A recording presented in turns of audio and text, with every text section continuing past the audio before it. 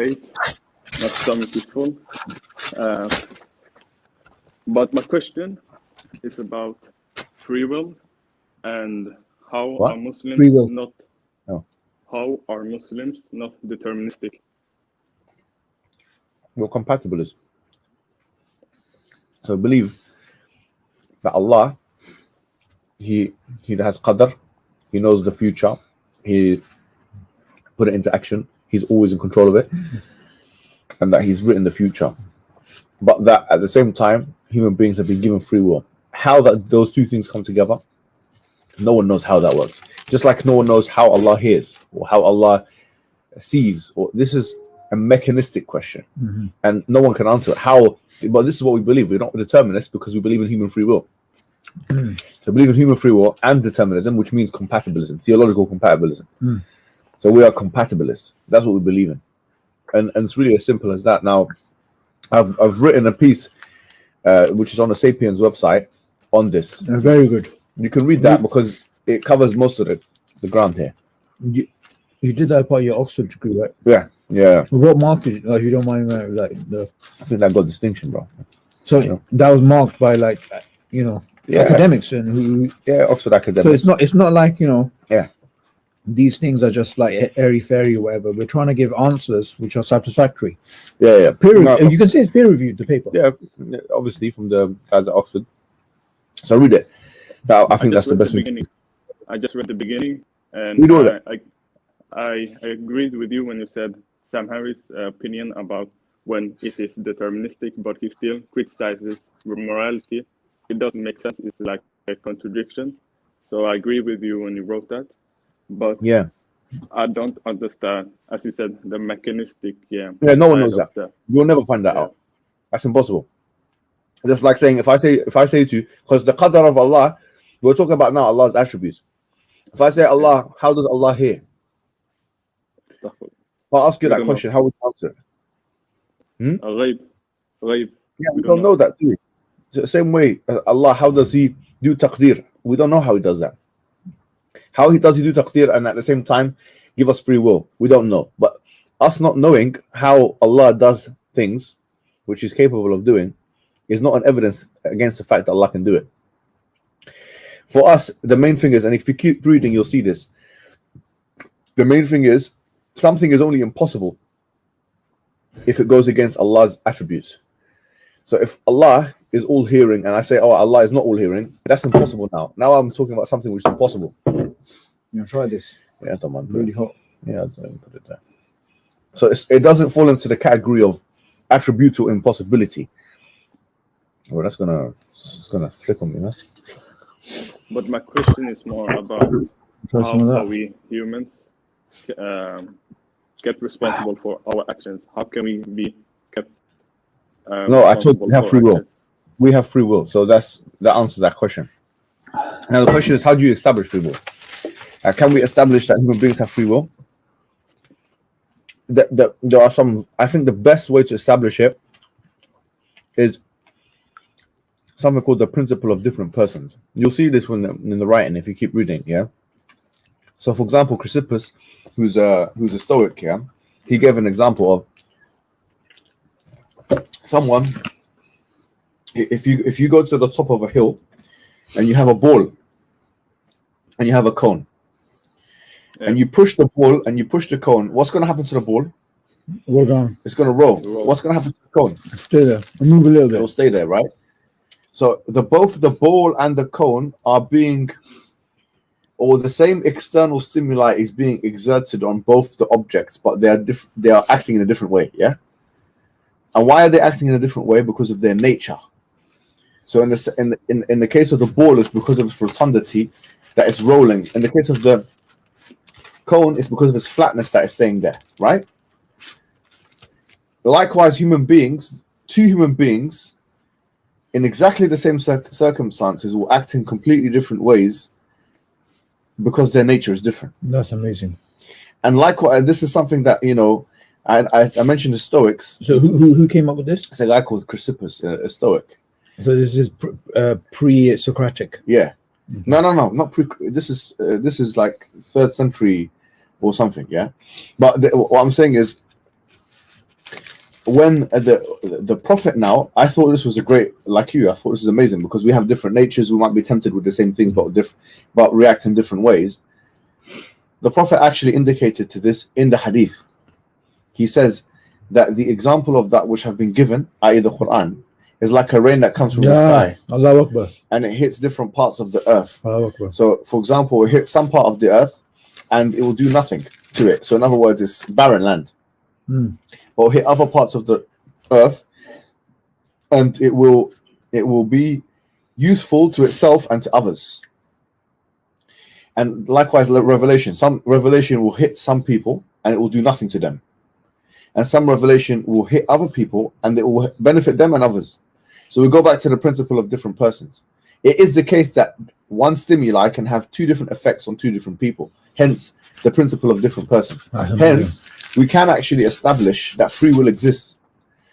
But likewise, we can establish that determinism exists. And this is why it's not an issue which is Islamic specific. No, but playing devil's advocate, or say Darwin's advocate, right? Yeah. Couldn't someone say that those natures were determined? Therefore, you're just pushing the problem back. Yeah, but the thing is, you could make that point, but they're determined to be free. And once again, you push the problem forward again. Oh, yeah, sure. You know, because the nature, we're saying that the nature, we go to a mechanistic issue. How could it be determined to be free? That's now, if I say it's been determined to be free, like the Sha'ir, the poet said, وَمِنْ عَجَائِبِ الجَّبَّارِ أَنْ يَجْبُرُ الْعِبَادِ بِالِاخْتِيَارِ, that from the wonders of the compeller is that he compels the slaves into free will. The question is, how can you compel someone into free will? That's a mechanistic issue, which we've already explained, we cannot explain. And that's something we don't. It's like saying, how can Allah hear? How can Allah see? Yeah. What we can explain, we can establish beyond reasonable doubt the principle of different persons, and we can establish beyond reasonable doubt that assuming an antecedent causal chain of uninterrupted events, that things will be as they would be. And if we substitute that uninterrupted causal chain or antecedent chain with Allah or the first mover, then you have the same deterministic issue. So you can establish both kind of free will and determinism, but you can't explain how they both interpenetrate, if you like. You can't explain how they symbiotic. But there's also a presupposition here.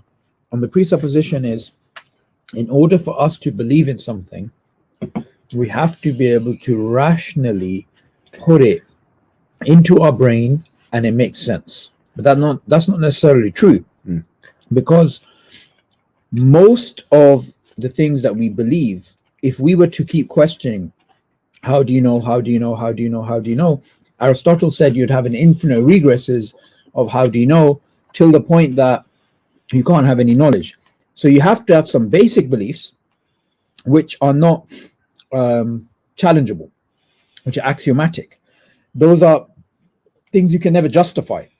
Likewise, why have this assumption, I can't believe in free will until I can rationalize it? Why even have that? Because that's assuming you have to rationalize everything, right? And also, there's a really good video. You were debating some atheist, and he was coming up with this argument. You said, "Well, you got the same problem. Yeah. So let's stop pretending like this is our problem. It's your problem. It's our problem. In fact, whichever system, clubhouse you enter, determinism, compatibilism, total free will, you will have issues, and you will not be able to actually justify that. Every single one of these positions can be attacked.